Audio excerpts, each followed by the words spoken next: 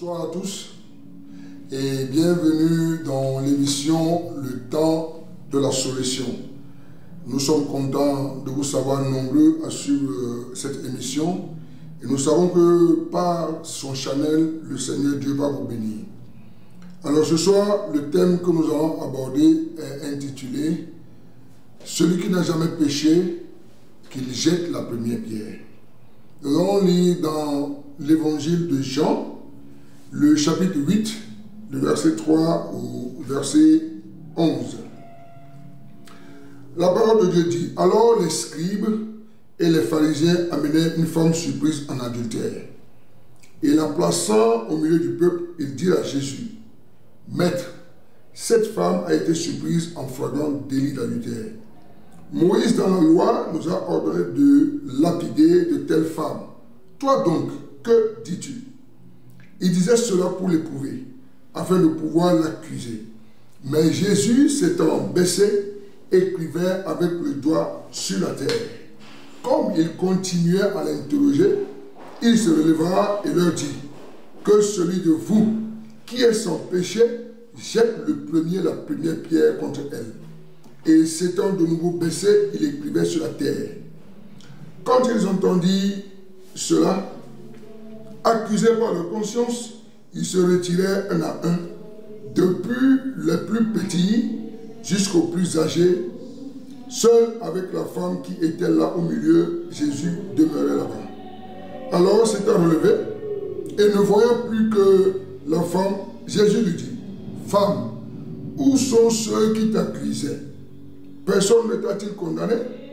Elle répondit: Non, Seigneur. Et Jésus lui dit: je ne te condamne pas non plus, va et ne pêche plus. Alléluia. Voilà, le texte nous retrace l'histoire de cette femme qui a été prise en flagrant délit d'adultère et que les scribes ont amené vers Jésus pour voir s'il appliquerait la loi ou voir comment Jésus réagirait. Et quand ils sont venus, Jésus ne les a pas regardés. Ils ont parlé, Jésus s'est tué. Jésus savait bien que la femme qui avait été prise était coupable. Mais Jésus ne voulait pas permettre que cette femme soit la cible de ceux qu'il avait amenés. Jésus ne voulait pas que cette femme subisse le mal que les gens voulaient lui faire. Parce qu'on sait très bien que ces gens voulaient faire du mal à la femme. Et l'attitude de Jésus ne voulait pas dire qu'il cautionnait l'adultère. Au contraire, il voulait faire comprendre clairement à ces personnes ce que Dieu commande dans de telles situations. Ce que Dieu voudrait qu'on fasse dans de telles situations. Lorsqu'on arrête une personne en flagrant délit d'adultère, ce que Dieu voulait qu'on fasse. Et la pensée de Jésus était d'aider cette personne à se relever et à ne plus pécher. Jésus aurait pu juger cette femme. Il aurait pu la condamner. Il aurait pu lui jeter même la première pierre. Parce que lui, il n'a jamais péché. Mais il ne l'a pas fait. Pourquoi? Parce que tous ceux qui accusaient la femme sont tous pécheurs.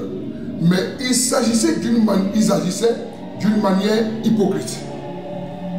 Jésus veut donc dénoncer l'hypocrisie de cette personne et de tous ceux qui évoquent le péché d'une ou de leur sœur sans se reconnaître eux-mêmes pécheurs. Jésus s'adresse par ce texte à ceux qui condamnent les autres sans appel et n'envisagent pas le repentir dont est capable le cœur d'un coupable. Son attitude à l'égard de la femme évoque la miséricorde. Oui, Jésus évoque la miséricorde. Il dit que celui d'entre vous qui n'a jamais péché lui jette la première pierre. Que devons-nous comprendre à travers cette parole? Devant chaque frère et chaque sœur fautif, rappelons-nous que nous aussi, nous sommes pécheurs. Même si nous ne pensons pas avoir commis des fautes graves, pensons toujours que nous ne connaissons pas les circonstances qui ont pu amener quelqu'un à tomber parfois très bas et à s'éloigner de Dieu. Nous avons, nous aussi, une fois, rompu le bâton de l'amour qui devait nous unir à Dieu. Nous ne lui sommes pas toujours fidèles. Si Jésus, le seul homme, sans péché, n'a pas jeté la première pierre sur la femme adultère, aucun d'entre nous ne peut le faire contre qui que ce soit. Dieu notre Père nous pardonne et il nous relève. Il n'y a aucune condition à cela. C'est de la grâce pure. Non seulement Jésus ne jette pas la pierre, mais il ne la regarde même pas de haut. C'est une chose extraordinaire. Dieu vient à nous. Dieu n'est pas indifférent à notre détresse.